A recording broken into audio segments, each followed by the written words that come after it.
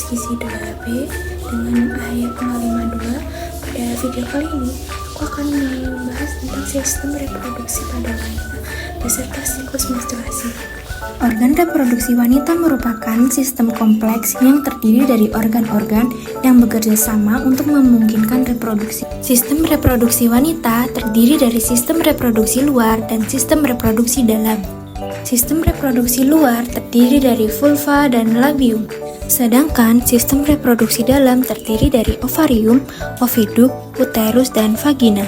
Pada bagian luar terdapat vulva dan labium. Vulva merupakan celah paling luar dari organ reproduksi wanita. Pada bagian vulva terdapat saluran urin dan saluran reproduksi. Pada daerah dekat saluran kelamin terdapat himen atau selaput darah. Himen banyak mengandung pembuluh darah. Labium merupakan bagian yang membatasi vulva. Ada dua macam labium, yaitu labium mayora terletak di bagian luar dan labium minora terletak di bagian dalam. Antara labium mayora dan labium minora, pada bagian atas terbentuk benjolan kecil yang disebut klitoris. Pada klitoris terdapat corpus cavernosa yang banyak mengandung pembuluh darah dan ujung syaraf. Selanjutnya pada bagian dalam. Organ dalam pertama yaitu vagina. Vagina merupakan saluran akhir reproduksi wanita yang bermuara di vulva. Vagina menghasilkan banyak lendir yang diproduksi oleh kelenjar Bartholin. Jadi, vagina berfungsi sebagai aliran kelenjar dari rahim, baik saat menstruasi maupun melahirkan. Selain itu, vagina juga berfungsi untuk menerima penis saat kopulasi. Organ dalam berikutnya yaitu uterus atau rahim. Uterus merupakan rongga pertemuan oviduk kanan dan oviduk kiri. Bagian bawah uterus menyempit sehingga disebut serviks mulut rahim atau leher rahim. Bagian luar uterus dibatasi oleh dinding endometrium yang banyak mengandung pembuluh darah. Dinding ini akan menebal saat terjadi kehamilan.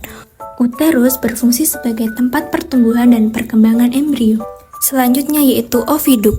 Oviduk merupakan sepasang saluran kiri dan kanan yang ujungnya membentuk corong yang disebut infundibulum.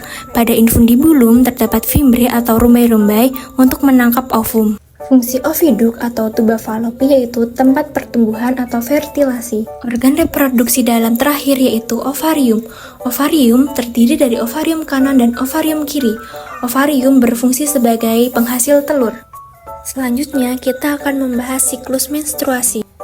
Siklus menstruasi adalah serangkaian perubahan fisiologis yang terjadi pada tubuh wanita untuk mempersiapkan kemungkinan kehamilan. Siklus ini biasanya berlangsung sekitar 28 hari, tetapi dapat bervariasi antara 21 hingga 35 hari. Siklus menstruasi dibagi menjadi 4 fase utama. Yang pertama yaitu fase menstruasi, yang kedua fase folikular, yang ketiga fase ovulasi, dan yang terakhir fase luteal. Fase pertama adalah fase menstruasi, yang dimulai pada hari pertama menstruasi. Selama fase ini, lapisan dalam rahim yang dikenal sebagai endometrium meluruh dan keluar melalui vagina sebagai darah menstruasi. Fase ini berlangsung sekitar 3 hingga 7 hari, tergantung pada individu.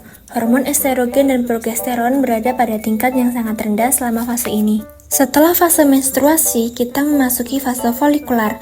Fase ini dimulai pada hari pertama menstruasi, tetapi berlangsung selama ovulasi. Selama fase folikular, hormon FSH merangsang ovarium untuk memproduksi sekitar 5 hingga 20 folikel. Masing-masing folikel ini berisi sel telur yang belum matang. Biasanya, hanya satu folikel yang akan matang sepenuhnya dan menjadi dominan. Folikel dominan ini kemudian memproduksi estrogen yang menyebabkan penebalan lapisan endometrium, mempersiapkannya untuk kemungkinan kehamilan. Ovulasi adalah proses di mana sel telur yang matang dilepaskan dari ovarium dan masuk ke tuba falopi. Proses ini dipicu oleh lonjakan hormon LH. Sel telur biasanya dibuahi selama 12 hingga 24 jam setelah ovulasi. Jika tidak ada sperma yang membuahi sel telur dalam waktu ini, sel telur akan mati. Setelah ovulasi, kita akan memasuki fase luteal yang berlangsung sekitar 14 hari.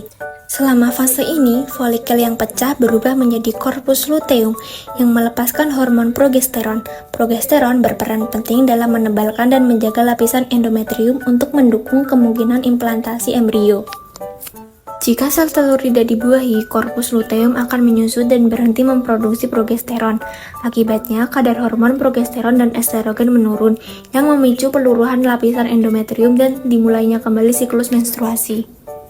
Selama siklus menstruasi, hormon-hormon seperti FSH, LH, estrogen, dan progesteron saling berinteraksi untuk mengatur proses ini.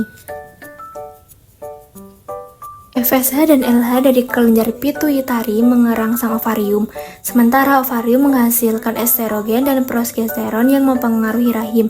Keseimbangan hormon-hormon ini sangat penting untuk siklus yang sehat dan teratur. Terima kasih.